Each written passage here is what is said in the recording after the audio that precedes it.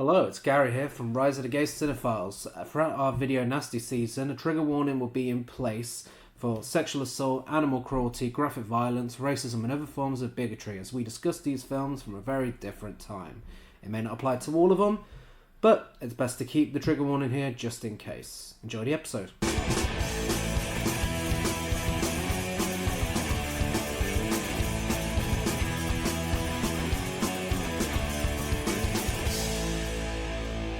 Hello, welcome to Rise of the Gay Cinephiles, a show where we, two gay cinephiles who watch way too many films, discuss various themes and eras of cinema. I'm Gary. And I'm Chris. And we are still going through and nearly finished with our journey through all 72 films from the Video Nasties DPP List in alphabetical order. And usually I'd have something funny to say here, but I feel like it's worth celebrating the fact that this episode, whilst it does include some good films, is the final time we ever have to talk about a Nazisploitation film. Oh my god. That trumps any funny message I can do.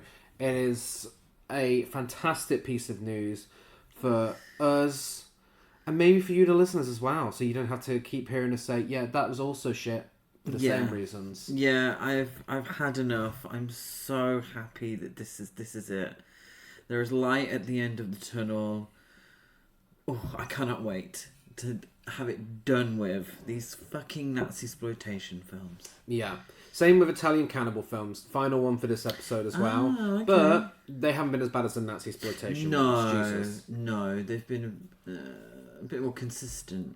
Yeah, I feel. Kind of. Well, no, that's incorrect. The Nazisploitations have been They've consistent, been so consistent. consistently bad. Yes. But before we get into this mixed bag of films, what is new with Chris and Gary? I'm struggling with my top new release. I am not. Because there have been some fucking great ones. Yeah, that is true. That is true. Go on, you tell me yours, and then I'll probably Well, are we going to go through Devil's the Advocate. other ones first, and then maybe we can piece it together. Okay, then. And figure it out. Yeah. So, The Pit and the Pendulum, we watched at the tail end of our Halloween watch list, which was fantastic. That was a great film. I love Vincent Price. Yeah. We also watched Save the Green Planet, which is the original to...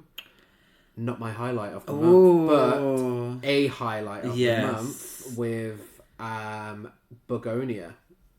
Both films, fantastic. Yes. Begonia, is it your film of the month? Of the last 2 weeks? Do you know what? I'll probably change it, but I'm going to say yes, it is. Okay. Yeah. Loved Begonia. Begonia. Yes. Cough medicine with clout. It's... No one's going to get that. Yes, yes, there are. There are plenty of British people who are going to listen to that and go, yes. It was Ainsley Harriott that did the voiceover. Now you say it. It yeah, does I sound think. Like him. Yeah, Begonia is a remake that managed to outdo its predecessor, but its predecessor is also pretty great as well. Yeah, I really enjoyed Save the Green Planet, but I think Begonia did it better. Yeah. Yeah. Emma Stone's phenomenal. Yeah. Jesse Plemons is absolutely phenomenal. Yeah. As is, excuse me, he's a very new actor. Aidan Delbis. Yeah, very new actor. It's his debut role. No, this is his debut okay. Role. He must have been in a TV series or maybe a short film. Unbelievable. But, yeah, absolutely fantastic. Alicia Silverstone's great in her small role. But I love it. It's such a weird film. So kind of stupid at times, but also incredibly dark. Yeah, it's at classic too. Lanthimos. Yeah, I really appreciated the message of the film, which is essentially stop fucking up the planet. Yeah. Stop fucking up the world. We have all the ingredients to have a really fucking pleasant life here on this planet. Stop fucking it up. Yeah. No, absolutely. I enjoyed The Reckless Moment and Bigger Than Life, the first two films in the melodrama season. Yes. So the BFI is doing a melodrama season, and it's across the UK. So the BFI is the British Film Institute, rather than the AFI, which is the American Film Institute. so they're doing melodrama, and independent cinemas are doing their own. They're showcasing their own selection of the melodramas. So yeah, we've started with The Reckless Moments, the Max Offals film. And so it was a James Mason double bill, wasn't it? It was. Bigger Than Life, the Nicholas Ray classic, absolutely phenomenal. I loved Bigger Than Life. I loved The Reckless Moment, but Bigger Than Life, Yeah. so ridiculous and over the top and kind of scary. Like a horror film at times too. Many comparisons to The Shining. Starting off really, really strong with the melodrama is one of my favourite genres anyway, so I'm very excited to continue watching those. I enjoyed Predator Badlands. Yeah, that was fun. Online people had described it as almost like a Saturday morning cartoon in the way it sort of plays out, and I completely agree. I really enjoyed that aspect. Yeah, Dan Trachtenberg does it again. You watched... I don't want to say it's... I don't want to speak for you. No. But I'm sure you have. I watched watched different highlights. my first... A little bit personal note on the podcast. My first time ever going to the cinema by myself. I was there alone. No one pointed and laughed at me. No one threw popcorn at me. I was perfectly safe and fine, and I watched one battle after another. Gary's mentioned it previously because Gary watched it separately, but I thought it was phenomenal. Really, really an amazing film. 2 hours and 40 minutes usually fills me with dread, particularly seeing as it's my first time ever going to the cinema by myself. 2 hours and 40, I was like, oh, fucking hell. But it flew by. Absolutely flew by. I thought the performances were wonderful. I thought the action was fantastic. I'm not a huge fan of him as a person, but Leonardo DiCaprio was very good in the lead, but many wonderful supporting players as well did very well. Sean Penn, I think, is a shoo-in for a nomination for supporting actor at the Oscars. But yeah, thoroughly enjoyed it. Yeah. Great film.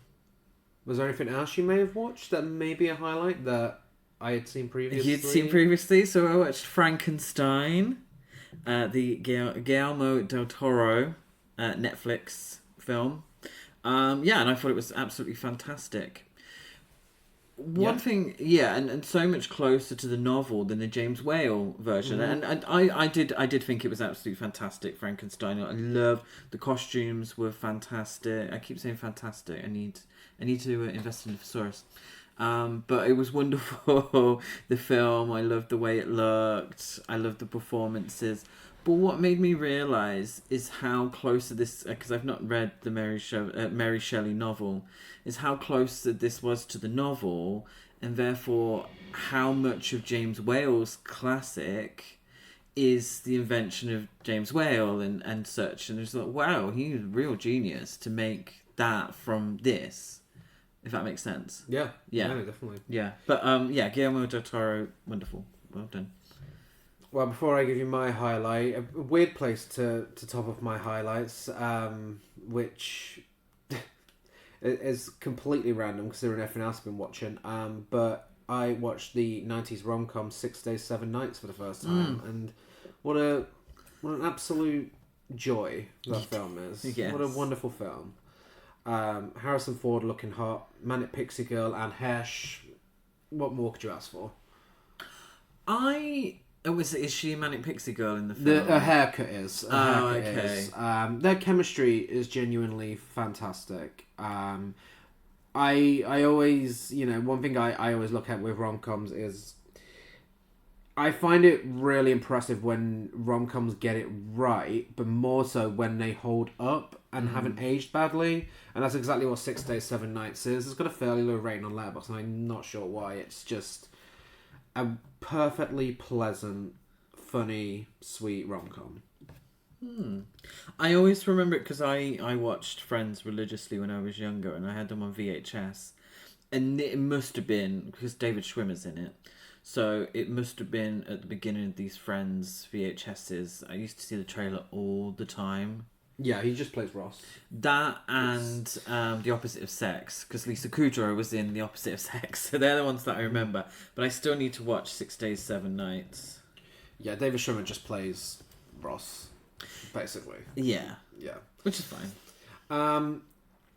But yeah, my highlight of the last 2 weeks is my new film of the year. And I actually really thought about it. And the more I thought about it, the more I loved it. It is Lynn Ramsey's Die My Love, which is a very good segue today, because Die My Love, in my opinion, is the 2025 version of Possession. It very much handles the same themes as Possession, and handles them in the same sort of haunting, gut-wrenching, depressing way. And surreal. And surreal, yeah. And Jennifer Lawrence gives my performance of the year. She is phenomenal. So is Robert Pattinson. So is Sissy Spacek. But Jennifer Lawrence is just on another level here to everyone else. It really is something else. Do I think everyone's going to get it? No. But it is exactly my sort of film. And yeah, I thought it was phenomenal. Yeah, it was a very close call for me between Die My Love and Begonia. Ask me tomorrow and I'll probably say Die My Love. Because I thought it was a tremendous success. I was enamoured with every part of it. I was completely enthralled. I was on the edge of my seat. I didn't know where it was going to go, what was going to happen. I thought Jennifer Lawrence was tremendous in the lead role. Robert Pattinson and like Sissy Spacek as well, one of my favourite actresses of all time. They were tremendous as well. But I really thought there was something special about Jennifer Lawrence and that performance. I thought it was great. I'd love to read the book as well. Yeah. But yeah, highly recommend. Yeah. But I do think it is maybe a little weird for some taste. It's a little weird for your Jennifer Lawrence and Robert Pattinson crowd. Yeah, I suppose if you're Robert Pattinson, if you're like Twilight and Hunger Games, yeah, if that's why you're watching it, you might. There might not be. It's not a case of I don't think you'll get it. It's just not for you. It's not to your taste. Potentially, yeah. But going on a segue from that to Shelf Love, where we don't have any new releases here to talk about, but there is one coming soon. On the 8th of December, Second Sight Films will be releasing a gigantic, very pretty looking version of Possession. Yes. On 4K. Complete with lots of extra bits, and we really hope to get a copy because it is the release this film deserves. And speaking of this film, what a way to start this episode than with Possession from 1981. What is it?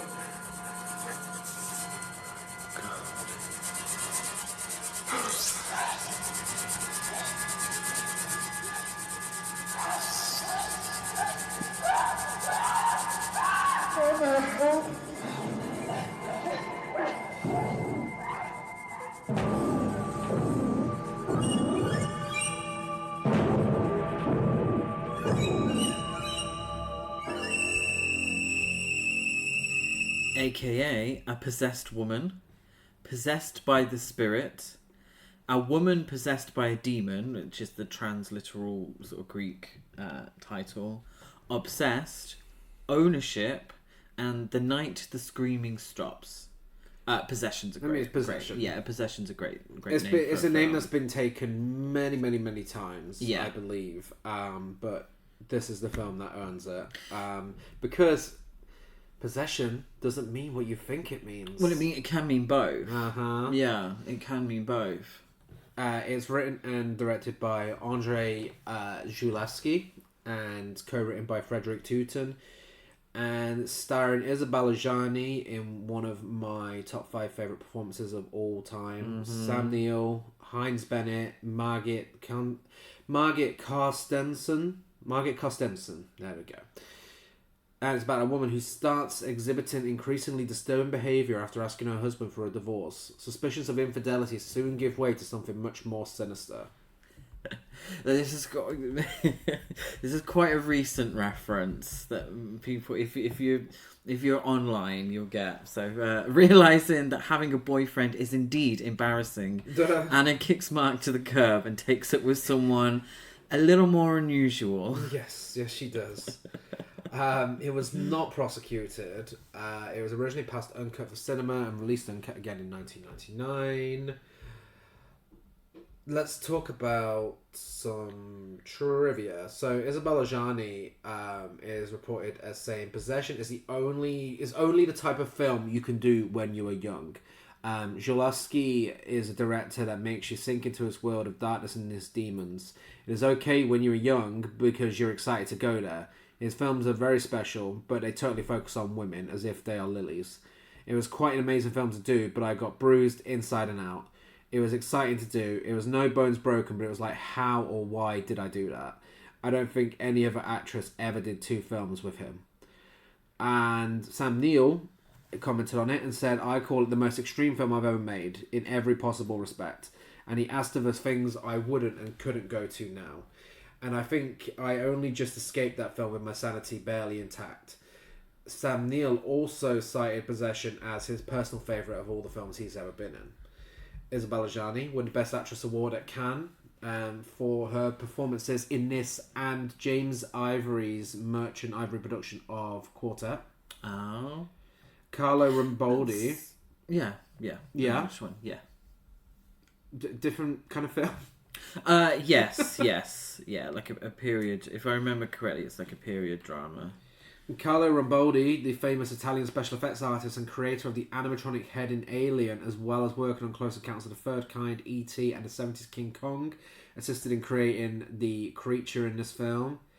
And so, in regards to the plot and what the plot means, the plot of Possession is not limited to an autobiographical description of a difficult breakup, separation and marital disintegration in family relations. At that time, Andrzej Zulawski also experienced a final separation from Poland.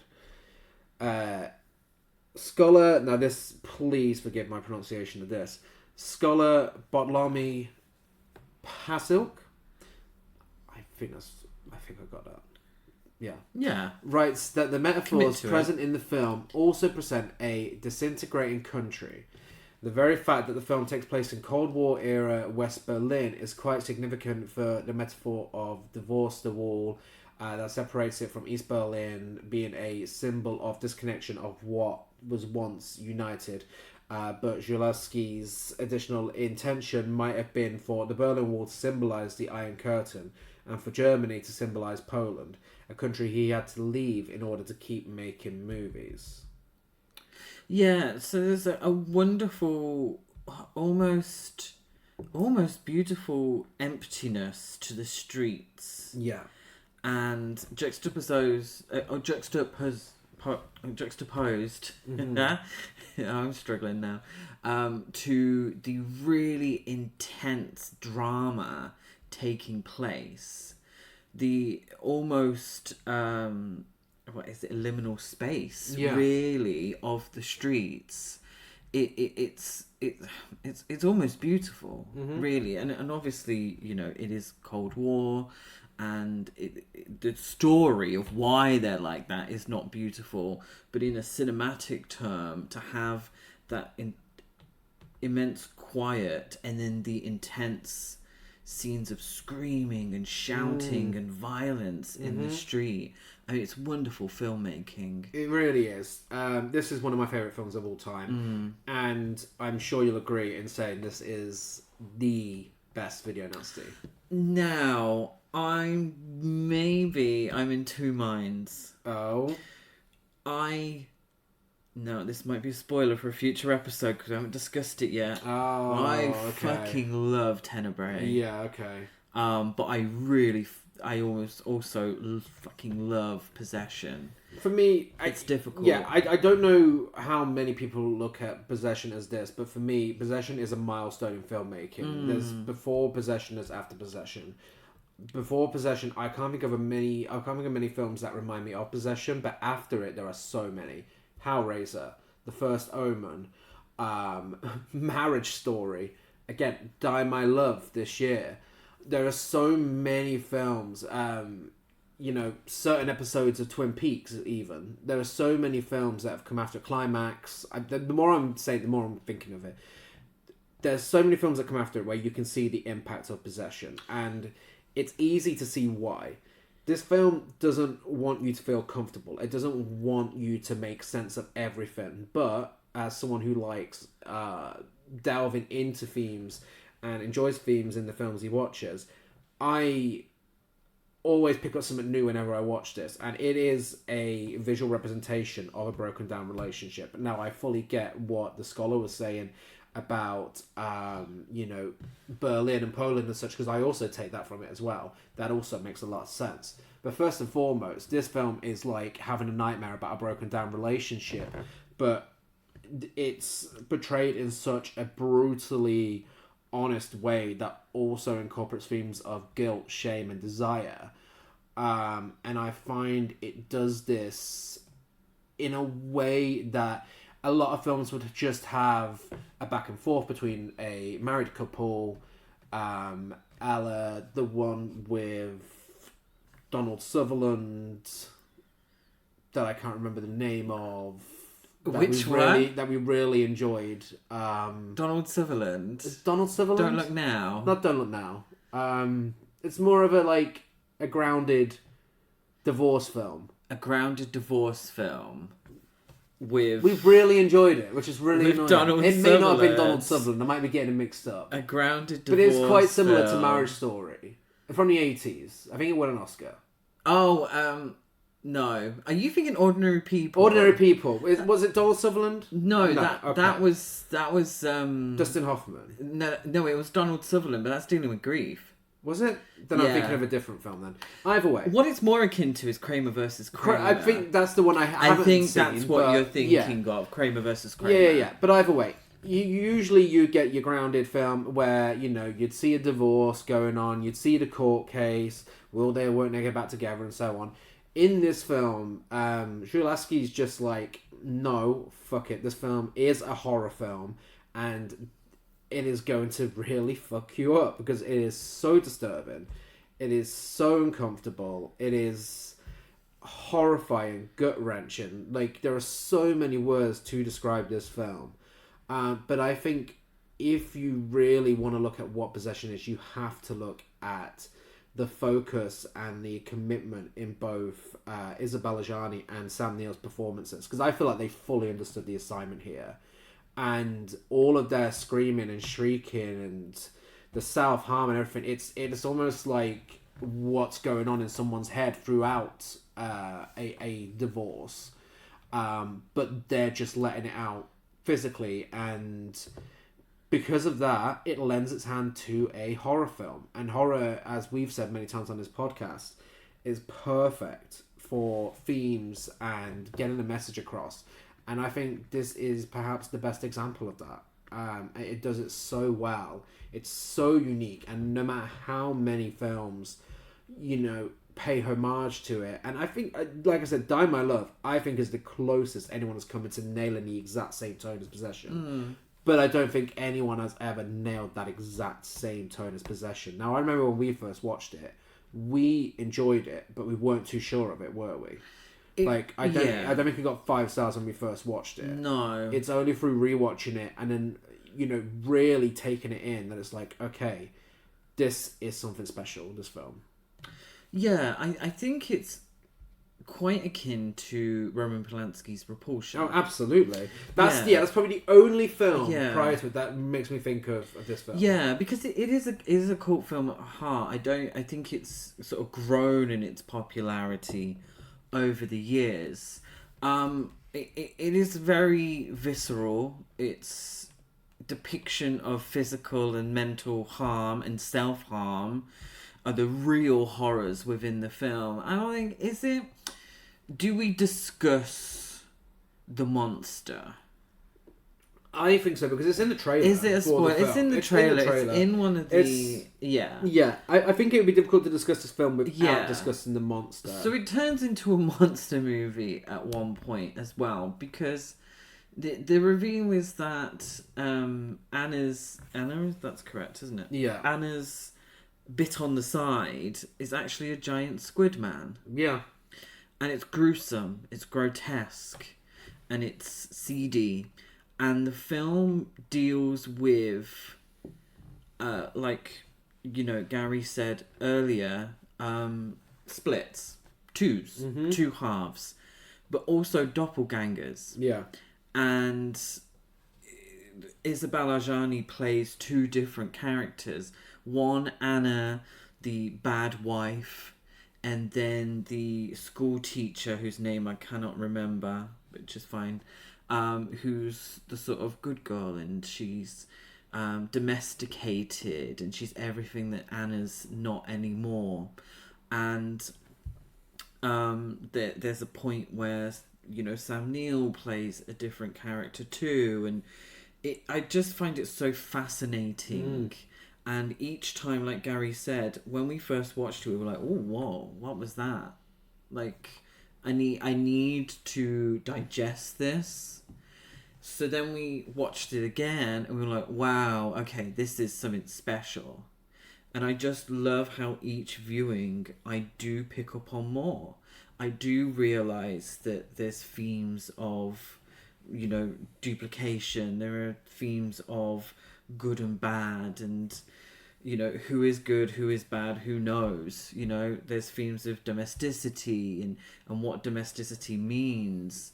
I just think it's absolutely phenomenal. And the overview of the films that we've watched for the Video Nasties, a lot of them are incredibly dumb or dull films. And this is none of the sort. This is such, in my opinion, such an anomaly within the Video Nasties. Yeah. It feels completely different to anything else on the list. Save maybe The Witch Who Came From the Sea. Yeah. But this one really feels quite out of place. Because, you know, Isabelle Adjani gives, like Gary said, one of the greatest performances ever put to film. It's physical, it's visceral, and I completely agree that she was only be able to do that when she was young, because it's physically and mentally demanding. She's just incredible. Yeah, and we would be doing the film an injustice if we didn't talk about that scene. The scene on the subway. Yes. And no, it's not Chaperone losing a girl with green hair. It is a scene that is as exhausting to watch as I can imagine it was to film. It is full of emotion and energy and truly something remarkable.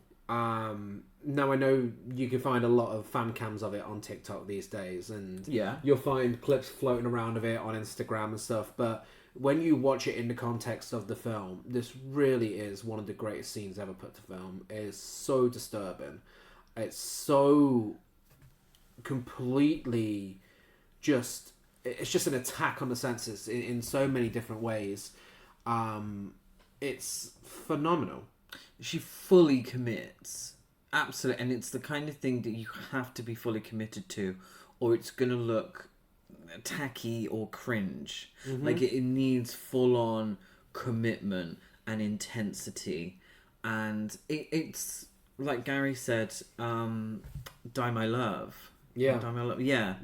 It's this scene, I feel, is a good comparison to Die My Love. It's the visceral meltdown of a woman on the edge. And I think the fact that it starts with her literally slamming her shopping against the wall spraying milk and groceries everywhere, I think that's symbolic. Yeah. I think that's her rejection of domesticity. It is, and the scene is played out as though she's having a miscarriage, and it's mentioned in the scene after. And I do think the miscarriage is symbolism for her losing those, trying to rid herself of those roles that are expected of women in relationships, and the roles that put so much pressure on them. Yeah, because in a lot of the scenes, she is carrying shopping. Mm-hmm. She is struggling. She's struggling to raise her child. She doesn't love her husband anymore. But you never see Sam Neill with any shopping. You never see him do anything really domesticated. But he criticizes her lack of domesticity. Mm-hmm.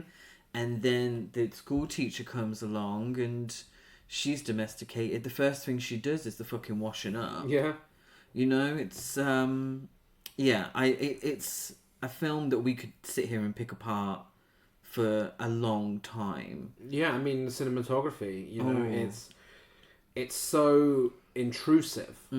It feels like you're not supposed to be watching these characters with how close it gets to them, and the circling camera work, the way it separates the characters. Isabelle Adjani breaks the fourth wall at times. Yeah, exactly. Yeah. We feel like we're in the room with them, and it's very bleak. Mm-hmm. It's not a colourful film at all. It's very pale. It's very bleak, very subdued. Yeah. And again, to contradict the intense emotions that are happening on the screen, and the blood and the goo and the body horror pops even more because everything around it is so beige at times, so bleak and grey. That soundtrack, again, it's a toss-up between this and Tenebrae for best soundtrack on the Video Nasties. Yeah. Really, I've got it on vinyl. It's phenomenal. Really, I fucking love it. Yeah. And although we've spoken about a lot of serious stuff, we do have to say that Sam Neill trashing the restaurant, followed by growing a beard and mooing down the phone, is a standard male response to a straight couple argument. Yes.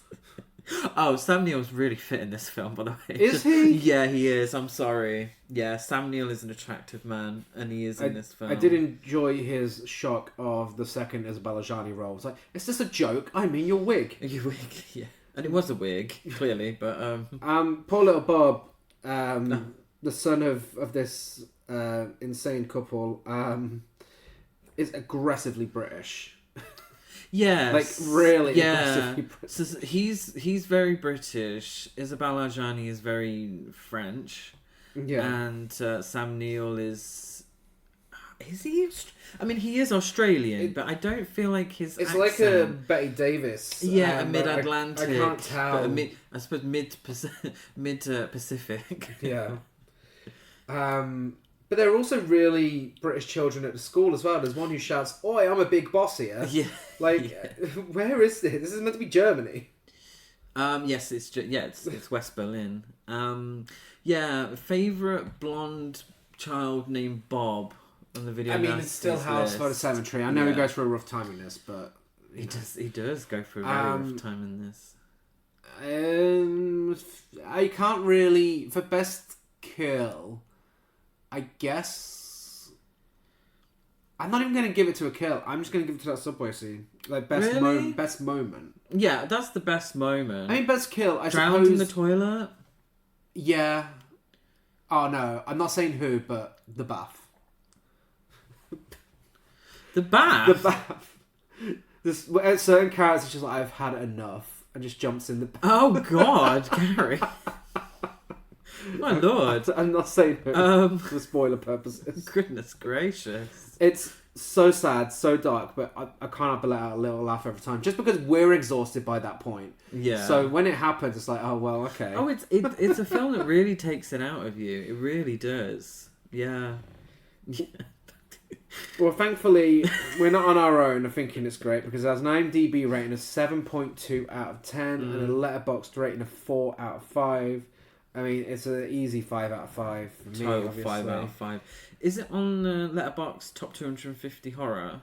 I believe so. Yeah. Oh no, I'm not sure. Actually, it should be. Yes.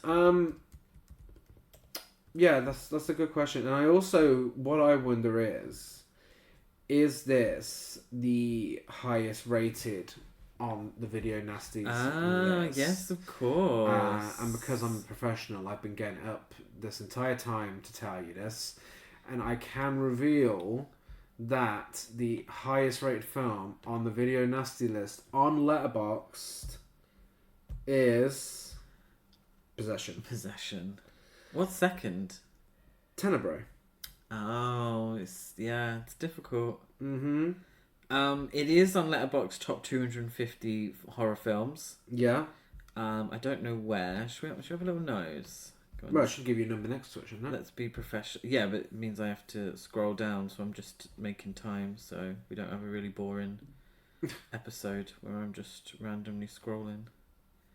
But it's also on... I can't remember it now. Oh, where would it be? Sorry. Well, in the meantime... I can't find it. Oh, do you know what? Phenomena's on there. In the meantime, 247. what I can tell you is that we're discussing the highest rated film on this episode. We're also discussing the lowest rated film on the Video Nasties list on this episode. Oh, really? We are.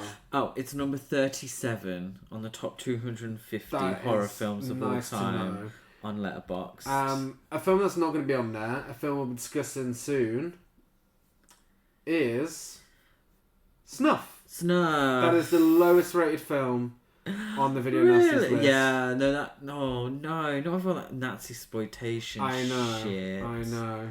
No, I don't. Yeah, I don't agree with that one.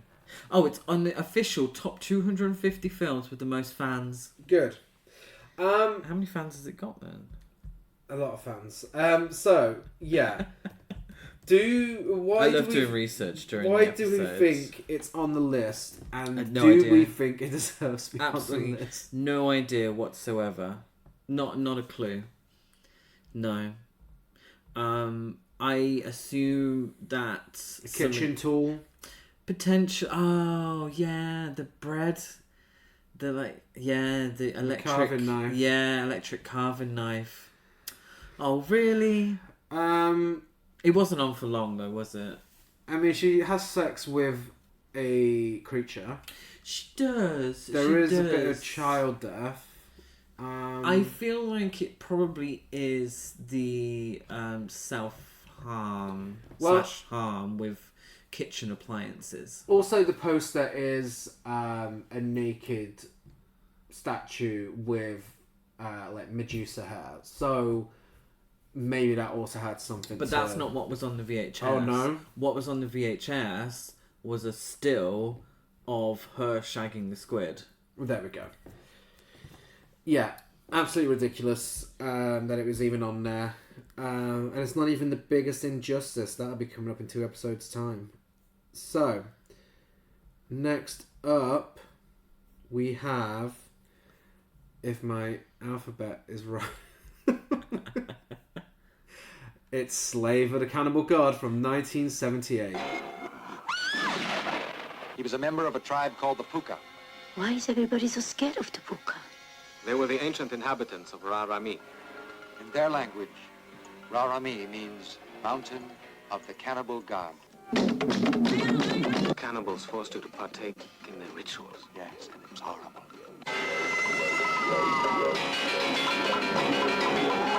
Rated R commences Friday at the Barclay, a Greater Union Theatre. AKA the Mountain of the Cannibal God, the God of Cannibals, the White Goddess of the Cannibals. Fuck's sake. The Cannibal Mountain, Endless Search, Queen of the Cannibals, the Mystery in the Depths of the Jungle, the Sacred Mountain of the Cannibals, the Cruel Secret of the Jungle, Monster Corner, the fuck? The Cannibal Woman, the Search for the Mountain's Secret, Primitive Desires, or Prisoner of the Cannibal God. That's so annoying that I had to go through all of that because The Mountain of the Cannibal God is a great title for a film. Yeah. Slave of the Cannibal God No. That actually makes no sense either. I don't like the use of slave loosely in films. It makes no sense. In film titles, the Mountain of the Cannibal God makes way more sense. Yeah. It was written and directed by Sergio Martino and co-written by Cesare Fragoni, starring Ursula Andress, Stacy Keach, Claudio Casanelli, and Antonio Messina. It's about a woman who is aided by her brother, a professor, and an explorer as they search the jungles of New Guinea for an anthropologist's husband who vanished near a mountain that is said to be cursed. Ursula Andress goes to great lengths to test her waterproof mascara. Maybe she's born with it. Maybe it's because she's a cannibal goddess. Who knows?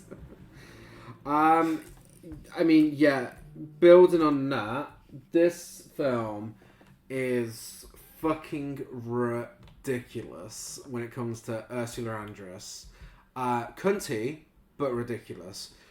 This woman explores the jungle looking for her husband with heels, a hat, a face full of makeup that, along with her hair, is never affected by all that she goes through. She goes through a lot. And also Stacey Keach.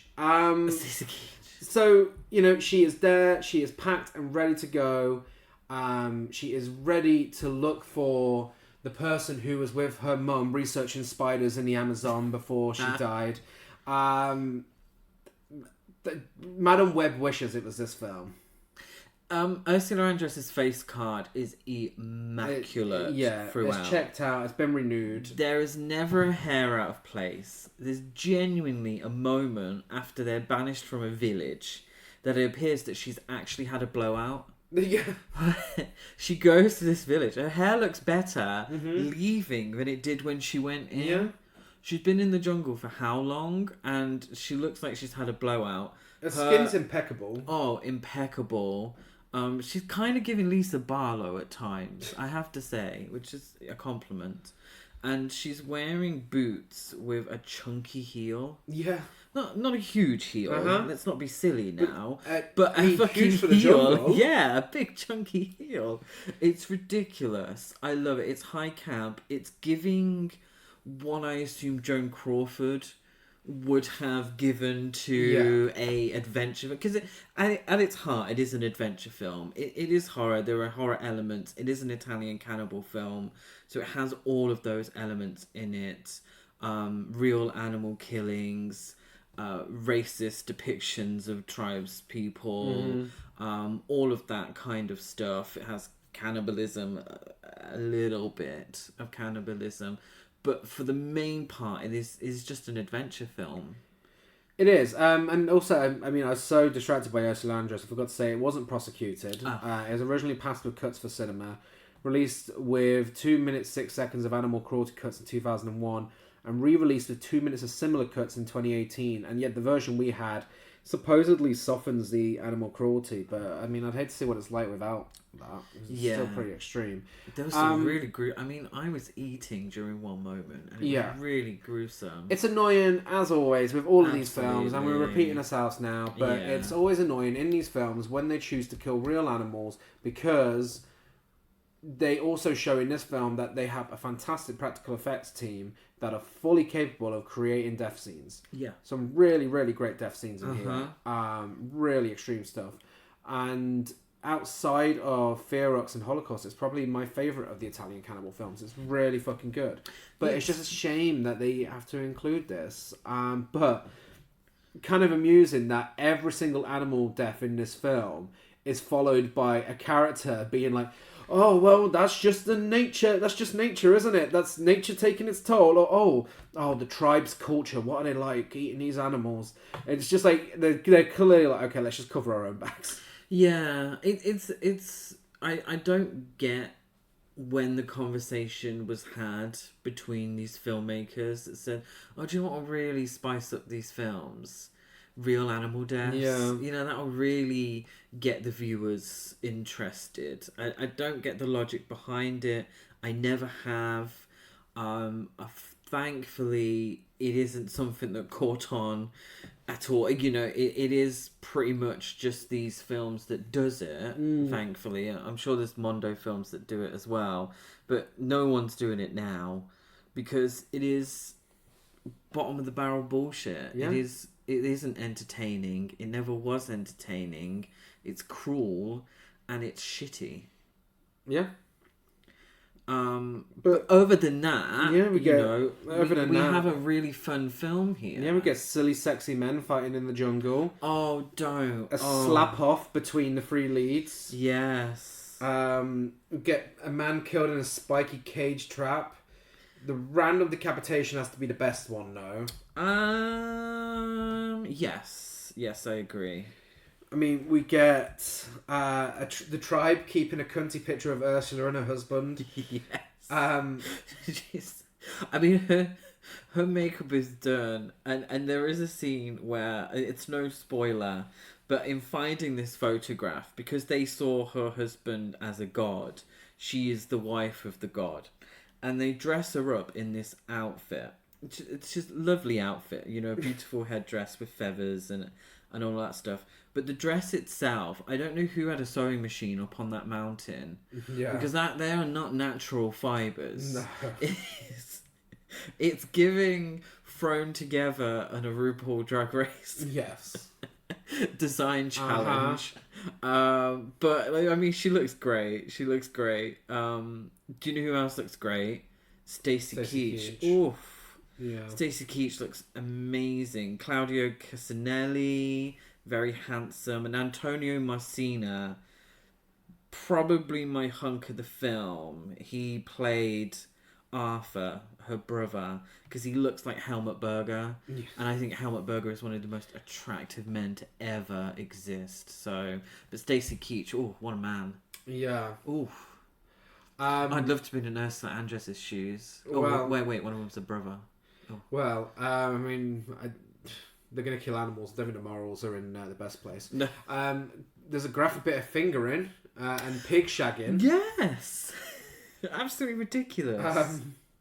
A random graphic castration. And probably every straight man's highlight of the film, the most famous scene, Ursula is stripped, tied to a pole, massaged with the oily remains of her husband, and the body is tea, and there's not a single fucking mark on her after all she went through. Yeah, she's climbed a mountain without a bruise. If anything, she looks like she's enjoying it. Yeah. Like, it's wild. Yeah, because at the beginning, they're like, oh, no, you're a woman. You can't join us on our trip up the mountain. And she said, no, I can do it. I'm a strong woman, and I want to find my husband. And like, yeah, go on, Ursula. You tell him. Oh, she gets herself into right fucking trouble. She does. You know, every 5 minutes she's like, oh, help me. I'm like, oh no. She totally got... I thought you were going to be a feminist icon, for fuck's sake. But she looks cunty doing it. She does. But I think a huge selling point of the film is Ursula's breasts. Of course it is. Yeah. And that just makes it camp. It's... And potentially her bush as well. I don't know if it's a body double. I think it is a body double. Who knows? At least her breasts, you know. It's so camp. Yeah. It's high camp, this entire film, and I really, really do enjoy it. I would rate it higher if it wasn't for the animal cruelty, because there's so much else to enjoy here. Yeah. The internet doesn't agree. It has an IMDb rating of 5.2 out of 10, a Letterboxd rating of 2.7 out of 5. I give it 3.5 out of 5. I give it 3 out of 5. Did it deserve to be on the list? Why do you think it's on the list? I mean, all the obvious reasons. If you look at the animal cruelty, which was curt. If you look at the nudity, the violence, the castration. I mean, because that finger, like... The fingering is very very proper graphic. Goes there. Like, real up close as well. I don't... Who finds that sexy? Like... Well, I mean, not you, because you're a homosexual. No, of course. And, you know, I think women's bodies are absolutely stunning and beautiful and all of that. But I just mean the extreme close-up. I mean, if it was a willy being played with and an extreme close-up, and that's not attractive. Like, I mean, it's really zoomed in. Each to their own. I'm only judging people if they're wanking over a cannibal film. So... That is true. Well... I don't know which one's worse because we've discussed both. Well, during this if season. if you were wanking to the Nazi which one's films, worse, the Nazisploitation wankery or the cannibal wanking? Let's put it this way: if you were wanking to the Nazi films, turn this podcast off now. Please don't listen to us. Thank you. Next up, slight change of pace. We have The Slayer from 1982.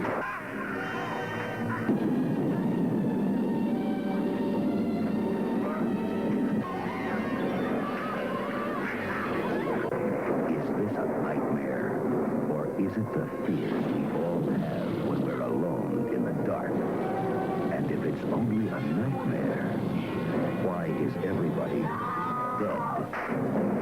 Prepare yourself, because you will never want to be alone again. Prepare yourself for The Slayer. AKA... Nightmare Island. Thank you. I was Okay, this is a little behind the scenes tidbit. I had Slave of the Cannibal God and The Slayer the wrong way round. I had them the wrong way around. Yes. Yeah. Apparently we don't know the alphabet. Yes. I copied your work, by the way, so I blame you. Did you? Yes. How? Because you told me in that order. Oh. Anyway, a little behind the scenes there. We're not perfect. So AKA Nightmare Island, The Slayer, the Assassin, a killer. There we go. I That's the hate job. that. The Slayer, the Assassin, like the assassin being the. I hate that. Island of the Damned, Slaves of Fear, The Butcher, the Executioner of the Night, the Satanic Curse, makes no sense, The Ripper, Murderer, and the Island Killer. In this case, I actually think Nightmare Island is a better title. I totally agree. It totally makes sense. It's a much better title. I mean, they're on an island, they're having nightmares. Yeah, and the Slayer's a false title because, let's be honest, she's not really. Ooh, that is true. With that fucking hair and that makeup, Jesus. Written and directed by J.S. Cardone. We'll get to it. Yes. Co-written by William R. Ewing.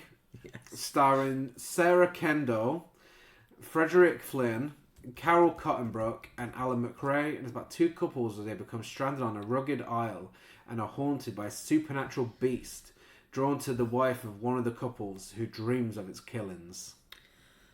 4 friends in their 30s, including a serious redhead and an annoying blonde, decide to spend their vacation at a house on the beach. Soon, an unwelcome guest arrives and introduces them to his fiancée, Natasha, and all hell breaks loose. Oh, wait, sorry. That's episode 17, season 2 of Sex and the City. 20-something girls versus 30-something women. The unwanted guest Not in this... too different. Yeah, From this. in this case... It's the Slayer. Yeah. Not Buffy. So, yeah, this wasn't prosecuted, unsurprisingly. Released with 14 seconds cut in 1992, re-released uncut in 2001. Wild that it took that long. So J.S. Cardone claims that the story was inspired by H.P. Lovecraft because of the elements of dreams versus reality, but there's not really any Lovecraft tropes in the film.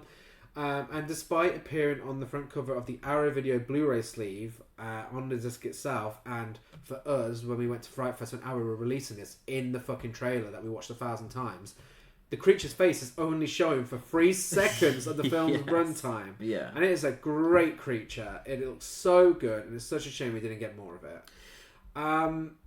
The scariest thing in this film, though, is surreal artist Kay with her wild hair and her constant fucking whinging about being on this fucking island. She is having the worst time. Even when she's getting a good scene too, she's still fucking annoyed.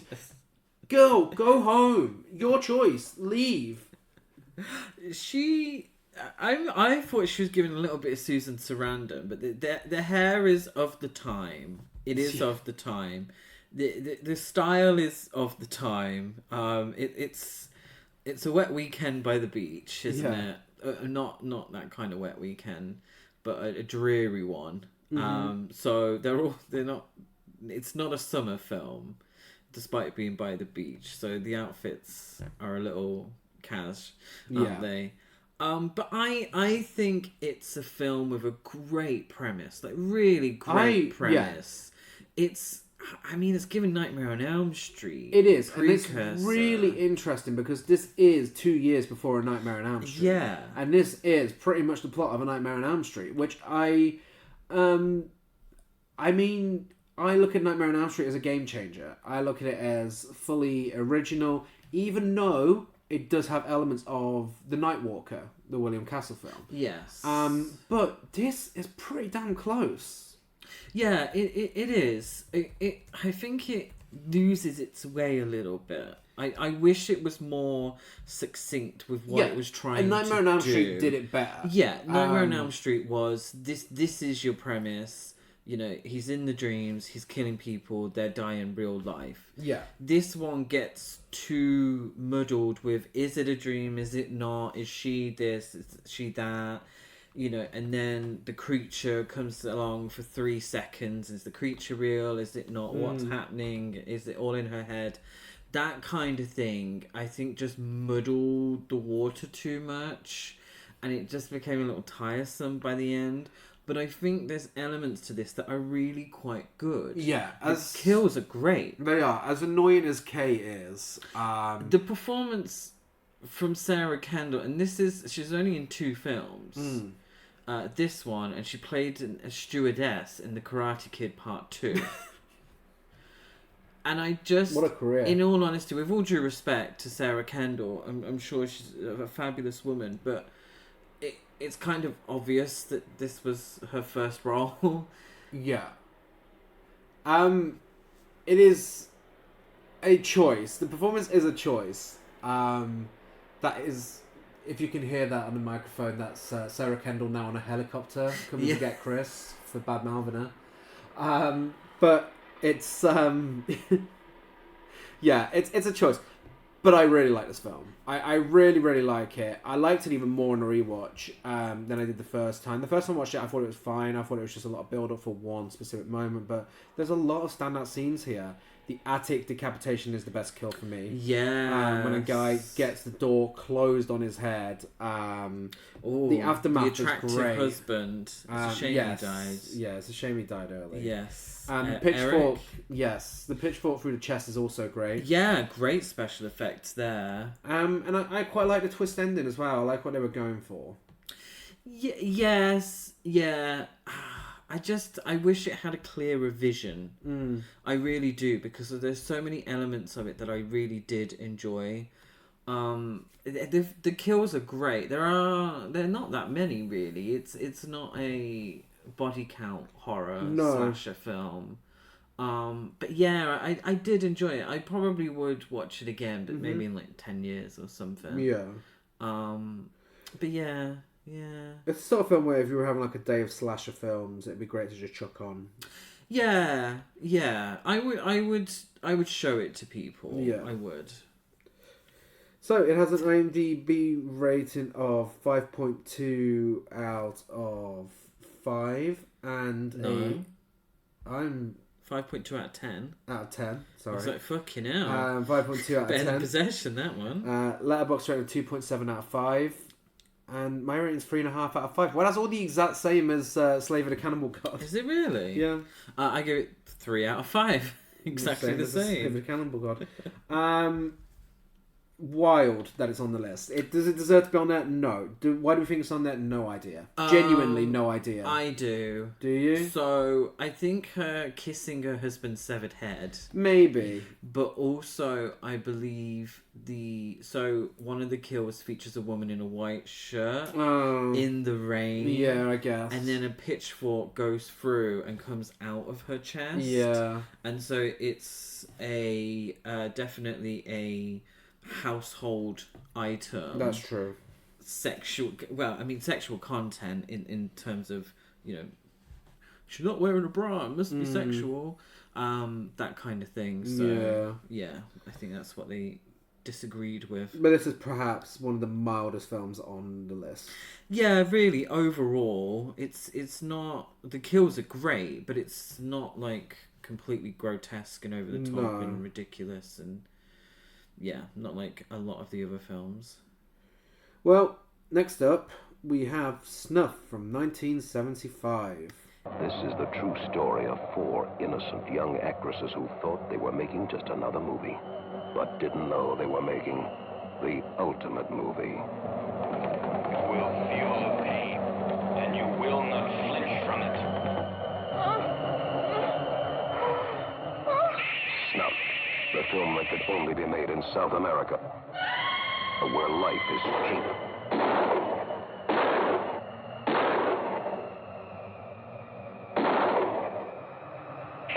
Snuff, the bloodiest thing that ever happened in front of a camera. Snuff. AKA the Angel of Death, American Cannibal, Big Snuff. Big Snuff's my favourite. Big Snuff. What a stupid fucking name. Big for Snuff. Stupid name for a stupid film.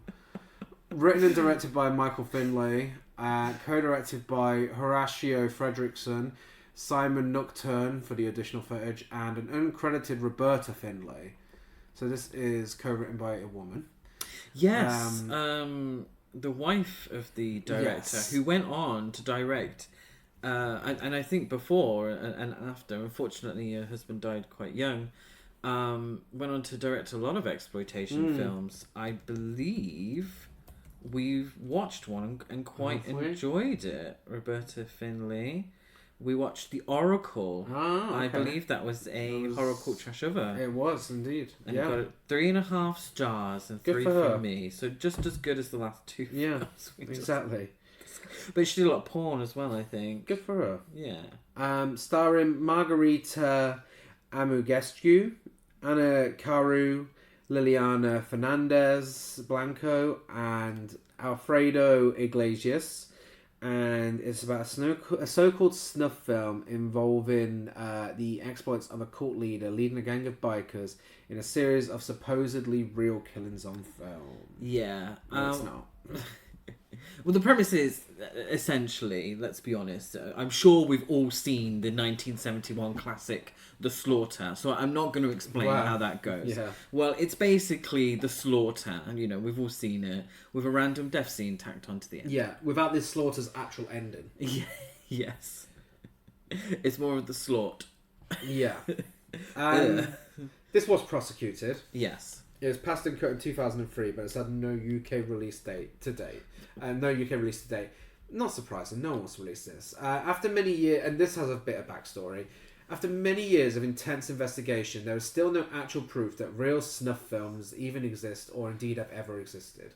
With this in mind, opportunistic co-producer Alan Shackleton saw the chance to make a quick buck, so he took an Argentinian low-budget biker film titled The Slaughter from 1971, changed its title to Snuff, removed all of its credits, and added a 10-minute epilogue to it that showed the supposed director of The Slaughter finishing making the film and suddenly attack. And this a spoiler, but this is the point of the film. Yeah. So it's not even a spoiler. This is the point. This is what the happens. reason it was on the list. Yeah. Suddenly attack one of its female cast members and kill and disembowel her. All the while being filmed by a cameraman. This footage was then passed off as real, even though the atrocious acting and subpar special effects clearly showed that it was phony. Nevertheless, even the entrepreneur Shackleton arranged a public showing of the film in Times Square, New York, told the New York Police Department what was about to be shown there, and set up a small group of phony protesters. And the publicity stunt worked. Real protesters actually showed up. So he didn't even need to hire any. And Snuff made $300,000 in 3 weeks. And that scene was shot in a New York production studio of pornography film director Carter Stevens. Oh. And I can tell you now, get into that scene, not worth it. Oh, it's a slog. Really not worth it. We get a repetitive Born to be Wild ripoff. We do. Playing whilst 2 girls are on a motorbike. And here's the thing. In 1976, if someone came up to you and said, hey, these people have made a fucking snuff film, this film is the real deal, kind of like Blair Witch Project, shall we say, Of course you believe it. There's no internet around. Yeah. There's nothing around to tell you otherwise. Fair enough. I get it. Guys, and this is to, you know, the video nasty morons as well who banned it. Come on. This is the most fake-looking fucking death scene out of any of the video nasties. It is ridiculous. I appreciate cheap, charming, practical effects. Fantastic. Yeah. This is ridiculous, though. Like, how anyone thought this was real is beyond me. And I love a gimmick, but everything leading up to this fucking gimmick is so boring. So if we discuss the slaughter, because we're discussing two films essentially. So the slaughter, I was living for the girl bikers. Yeah. I was. The Born to Be Wild ripoff is ridiculous. Yeah. But I thought the music overall was kind of funky. They are the most supermodel-looking drug addict girl gang I've ever seen. The most glamorous drug addicts on the planet. And the part that really annoyed me is... So we're introduced to Miss Terry London. Yeah. Love Miss Terry London. But she's clearly Sharon Tate. Which is really, really crass, considering how close the slaughter was to the real life murders. Mm-hmm. So Sharon Tate was murdered in 1969. Yeah. The slaughter was released in 1971, or they tried to release. I don't think it had a wide release or anything like that. But that's so fucking crass. It is. Really. Ridiculous. You know, I'm not against films depicting real life crimes or being influenced by them. But this one, it feels really icky. It's this kind of, you know, because some of my favourite films were inspired by Ed Gein. Yeah. You know, but it's not, it was inspired by, it's not feeling like a rip-off, a cheap rip-off of a real-life story. It just feels like to they've make been, some money. It's like, oh, this would be a great idea for a film. This would get people watching it. Yeah, people will think, oh, you know, I remember the Sharon Tate murders, let's go watch this film. Yeah. But yeah, what do you think of Miss Terry London? I love Miss Terry London. She's so cunty. The men she has in her life are bizarre. Her main man's acting is really fucking weird. But her hookup, who is also the trailer of the film, he's like, "Hi Terry, I broke my speed record getting here. You look wonderful. More wonderful than ever. I promised myself I wouldn't attack you here on the spot, but I think I will." Well, that's Horst. He's the rich kid. Yeah, he also offers to provide her with more sex pictures with ladies with big bosoms, but she wants to earn a living her own way. Well, no, he shames her for wanting to be in exploitation cinema, and she defends it. She defends a woman's choice, an actress's choice, to work in exploitation cinema if she wants to. Yeah. And I like that. I really actually liked that. I can't remember who this exchange was between, but I've also got... What are you reading? Words. I can't remember who was reading words. But that's... Someone was reading the book and... Words. A few highlights for me as well. So many of the women look like Raquel Welch. Yes. Like, they're so Raquel Welch coded. Clearly she was the pin-up of the time. Why does... now... It's spelt Satan, but Satan is the Charles Manson character. Yeah. So why does Satan's dubbing sound like it was recorded in a cave? It does. I mean, generally, the film sounds horrendous, but he in particular sounds like he recorded in a cave. Why is Horst's German father played by the Argentinian actor Alfredo Iglesias? Why not just make him Argentinian? Yeah. There's no reason for him to be German.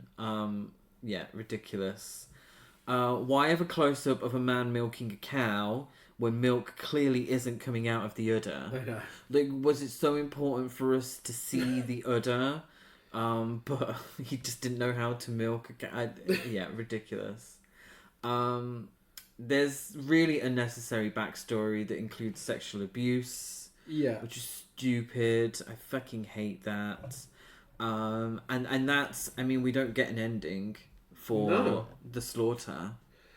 Both The Slaughter and Snuff, they just feel like films that are trying far too hard to be shocking and offensive. And it's just boring sometimes. I like the idea because the William Castle shtick I love. Yeah. It gives me great pleasure to learn and read up on William Castle, his shtick. I absolutely adore that. Yeah. I think that is cinema. That's movies. That's what I love. And to obviously you develop that further as you go along, and it becomes more extreme because you have to keep people intrigued. So the idea of presenting this film as a snuff film is an interesting one. But the film should have been better. Yes. Because the end kill, I mean, it's a pretty nasty kill overall. Yes, it looks very cheap, and I don't think anyone was believing it after they watched the film. I hope not. I can understand why they would with Cannibal Holocaust. Yeah. Yeah? But I don't think that was ever the intention with Cannibal Holocaust. I don't think. But obviously the intention here was to make people believe that a real killing happened on screen. It's just tacked on. It is. It's just, it's kind of, I suppose, a precursor to the guinea pig films in Japan. Yeah. Really. It is gruesome, but so cheaply made that it can't really be that offensive. Yeah. Well, it exists. I think there's a very mild camp value to the slaughter part. Yeah. But I would not recommend. I would not tell anyone to go out and watch it. And if you are interested in the snuff part, I'm sure you can just find the ending. You can just find the ending. It's probably on YouTube. Yeah. It has an IMDb rating of a shockingly high 2.8 out of 10. Oh. And as we know, the lowest rated of the video Nasties, it has a 2.0 on Letterboxd out of 5. I gave it a 1 out of 5. I gave it a 1.5. Did it deserve to be on the list? Why do you think it's on the list? They pretty much handed the film over to them. It's the marketing. Yeah, it's the marketing. And does it deserve to be on there? Yeah, sure. Yeah, for Video Nasty standards. Last and least, finally, the final Nazisploitation film. Yes. It's SS Experiment Love Camp from 1976. Okay, are you ready for this one? Yeah. This is the last time I'm going to have to say these fucking words. SS Experiment... a.k.a. SS Experiment Love Camp. That's what I said. Oh, SS Experiment Camp. Oh, God, whatever. Captive Women 2, Orgies of the Damned. Mm-hmm. The Lost Girls Camp. The Camp of the Lost Girls, SS Sadism. Experiments in the Nazi Camp. The Nazi Doctor's Sex Camp. Nazi Horrors. Sadism. The Nazi Camp of Love. And one that didn't translate, but a lot of the posters in that had this title. So Lager SS Sadism, Castrat Kommandantur, which I don't know what that means. I think it means SS Castration Commander or something like that. I think it's a reference to castration or... That one I couldn't get, but it's used on a lot of the promotional material. Yeah, Lager SS Sadis Castrat Kommandantur. SS Experiment Camp. SS Experiment Camp. Yeah, it is what it is. There's experiments. It's the SS. It's a camp. Yeah. There we go. Written and directed by Sergio Garrone. Co-written by Sergio Chiusi and Vinicio Marinucci, and starring Mircea Carven, Giorgio Carioni, Paolo Carazzi, and Giovanna Mainardi. And it's about near the end of World War II. Prisoners of war are using experiments to perfect the Aryan race. Yada yada yada. You've seen it before. Who fucking cares anymore? I'm just so glad that this is the last Nazisploitation film that we need to talk about on this podcast. I don't care about the premise. I'm just glad it's done. Yeah. Yeah. Do you want Um, to give a greatest hits of what we've said about Nazisploitation films? It's disrespectful. You shouldn't be wanking over it. Yeah. Imagine if you go into a video store and you survive this and you see this. It's very disrespectful. The women look far too cunty than they should be. Everyone's lesbian or bisexual.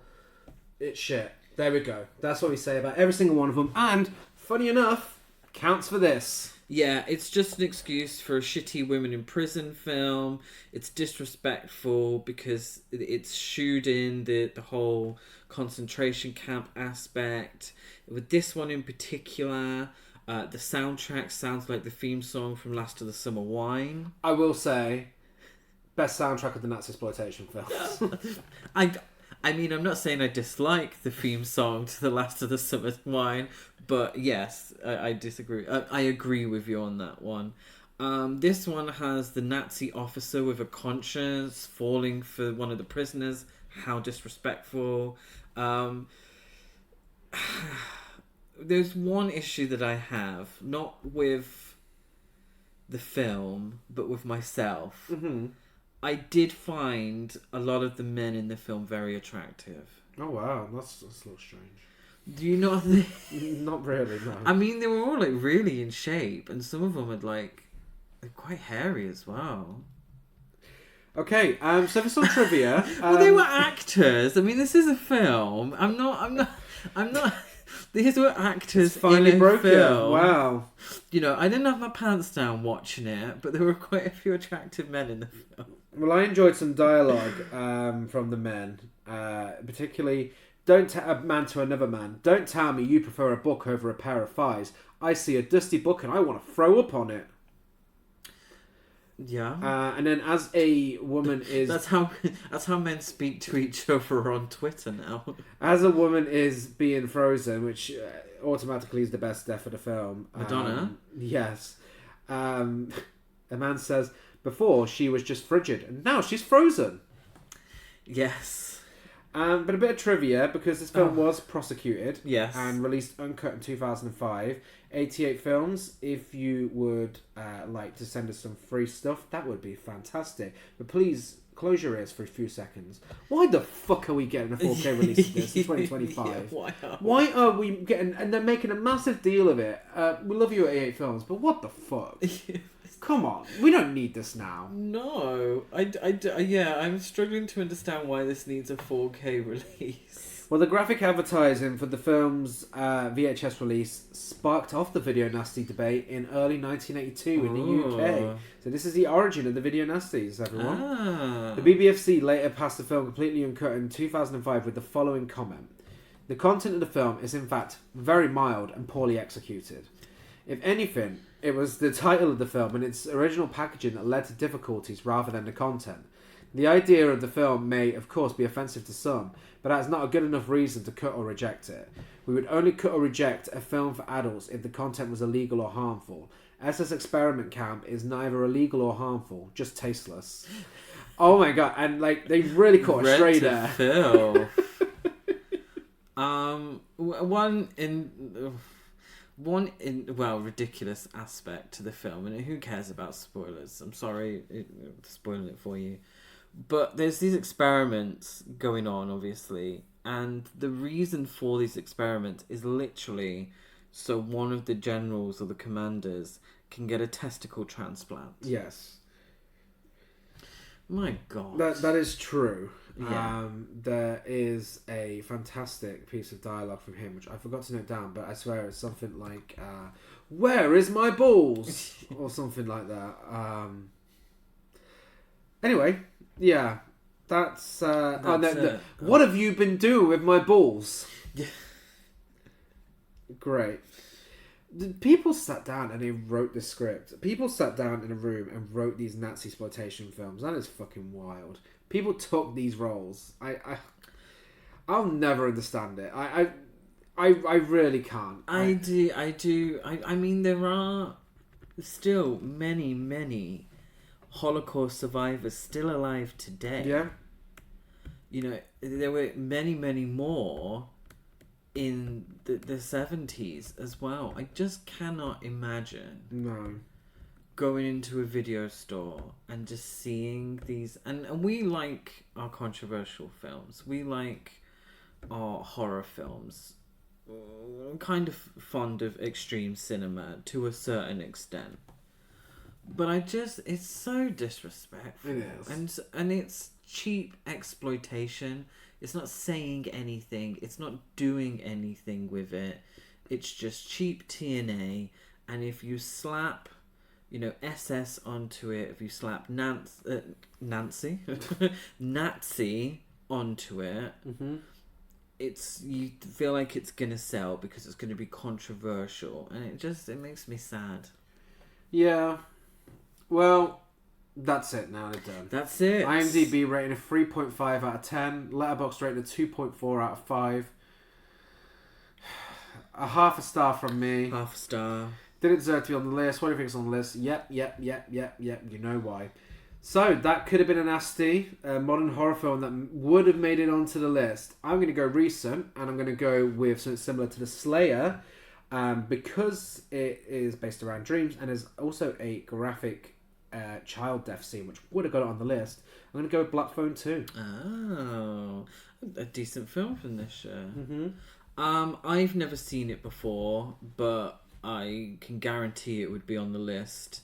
In respect to Snuff and Snuff films, I chose a Serbian film. Yes, obviously. It would immediately be on there. Yeah.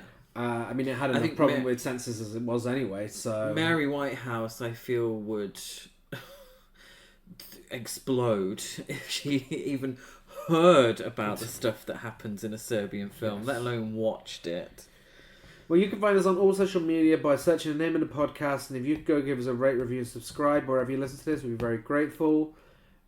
For the next episode, the penultimate episode of the A to Z of the Video Nasties DPP list, we will be discussing Tenebrae, The Toolbox Murders, Toxic Zombies, and Unhinged. Ooh, exciting. Not the Russell Crowe film. No? No. Oh, no. We'll be back, same time, same place in 2 weeks' time. Bye.